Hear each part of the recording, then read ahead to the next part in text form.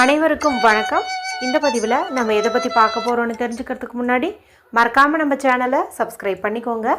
கூடவே பெல் பட்டனையும் கிளிக் பண்ணிவிட்டு ஆளுங்கிற ஆப்ஷன் கொடுத்துட்டிங்கன்னா நான் போடுற வீடியோக்கள் எல்லாமே மிஸ் ஆகாமல் நோட்டிஃபிகேஷனில் வந்துடும். இந்த பதிவு ரொம்ப ரொம்ப முக்கியமான பதிவு, அனைவரும் தெரிந்து கொள்ள வேண்டிய ஒரு அவசிய பதிவு, அவசர பதிவு அப்படின்னே சொல்லலாம்.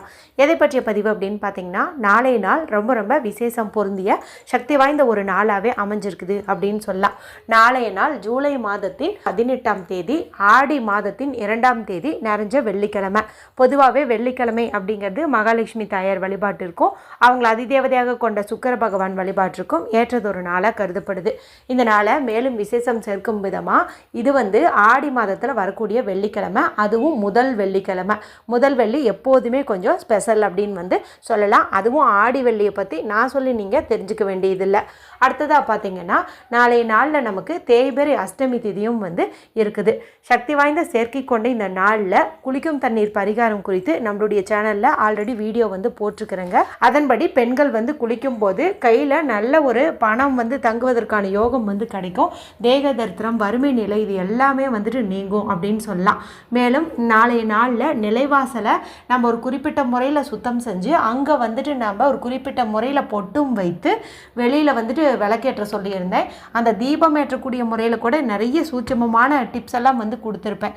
அதெல்லாம் நீங்கள் ஃபாலோ பண்ணி ஏற்றும்போது உங்களுடைய கர்ம வினைகள், கஷ்டங்கள் எல்லாமே நீங்கும். நல்ல ஒரு ஐஸ்வர்யம் பெருகும். மேலும் அஷ்டலக்ஷ்மிகளும் தேவதைகளும் உங்கள் வீட்டில் நிரந்தரமாக குடியிருப்பாங்க அப்படின்னே சொல்லலாம். இது வரைக்கும் நீங்கள் அந்த வீடியோ பார்க்காம இருந்தீங்கும் போது இந்த வீடியோ முடியும் போது வரக்கூடிய எண்டு ஸ்க்ரீனில் அதனுடைய லிங்க்கை நான் கொடுக்குறேன். மறக்காமல் செக் பண்ணி பாருங்கள். சரி, இப்போ இந்த பதிவுக்கான விளக்கத்துக்குள்ளே போகலாம். இது பார்த்தீங்கன்னா, நம்ம தூங்கி எழுந்ததும் சொல்ல வேண்டிய முக்கியமான ஒரு 2 வார்த்தை குறித்து தான் பார்க்க போகிறோம். காலையில் எல்லாருமே எழுந்ததும் சில நல்ல விஷயங்களை பார்க்கதன் மூலமாகவும் நல்ல விஷயத்தை கேட்பதன் மூலமாகவும் அந்த நாள் மட்டும் இல்லைங்க, அவங்களுடைய வாழ்க்கையே சிறப்பாக அமையும் அப்படின்னு சொல்லுவாங்க. நம்ம மற்ற நாட்கள்லேயே அதை ஃபாலோ பண்ணுறது நல்லது தான். அப்படி பண்ண முடியலனா கூட நாளைய நாள் மிக விசேஷம் பொருந்திய நாளாக இருக்கிறதுனால இப்போ நான் சொல்லக்கூடியதை நீங்கள் செய்யுங்க. இப்போது நாளைக்கு காலையில் தூங்கி எழுந்ததும் நிறைய பேர் பார்த்திங்கன்னா மொபைல் எடுத்து டைம் பார்ப்பீங்க. சில பேர் விருப்பமான சுவாமி படத்தை முன்னாடியே மாட்டி வச்சுருப்பாங்க, அதில் பார்த்து கண் விழிப்பாங்க. இன்னும் சில பேர் உள்ளங்கையை பார்த்து கண் விழிப்பாங்க. உங்களுடைய பழக்கம் எதுவாக இருந்தாலும் நாளைக்கு நான் சொல்கிற மாதிரி பண்ணுங்கள். இப்போ தூங்கி எழுந்ததும் உங்களுடைய 2 உள்ளங்கையும் நல்லா தேய்ச்சி அதிலிருந்து வரக்கூடிய சூட்டை உங்களுடைய உச்சந்தலையிலையும் கண்கள்லையும் ஒத்தி எடுத்துக்கோங்க. அதன் பிறகு உங்களுடைய 2 உள்ளங்கையும் நல்லா விரிச்சு வச்சு இப்போ இடது கையை பார்த்த மாதிரி சௌகரியம் அப்படின்னு சொல்லுங்கள். வலது கையை பார்த்து சௌந்தர்யம் அப்படின்னு சொல்லுங்கள். சௌகரியம் அப்படின்னு சொல்லும்போது நமக்கு ஆரோக்கியம் மேம்படுங்க. எந்த ஒரு நோய் கோளாறுகளும் வராது. அதே போல் சௌந்தர்யம் அப்படின்னு சொல்லும்போது வருமானத்துக்கு எந்த குறையும் இருக்காது. நல்ல ஒரு செல்வ செழிப்பு ஏற்படும் அப்படின்னு சொல்லலாம்.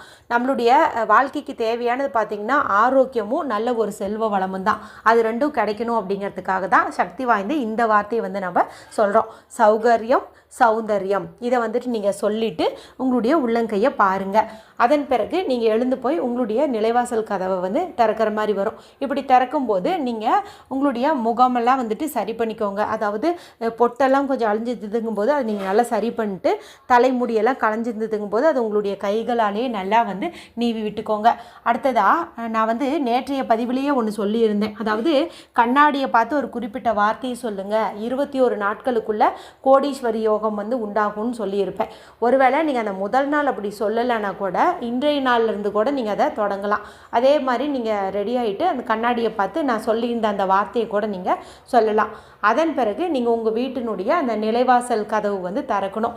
இப்படி நீங்கள் திறக்கும்போது அஷ்டலக்ஷ்மிகளும் வருக வருக அப்படிங்கிற வார்த்தையை நீங்கள் சொல்லிவிட்டு திறக்கிறது சிறப்பான பலனை கொடுக்கும். ஏன்னா ஒவ்வொரு நாளுமே மகாலட்சுமி தாயாரானவங்க நம்மளுடைய வீட்டு நிலைவாசலில் நிற்பாங்களாமா.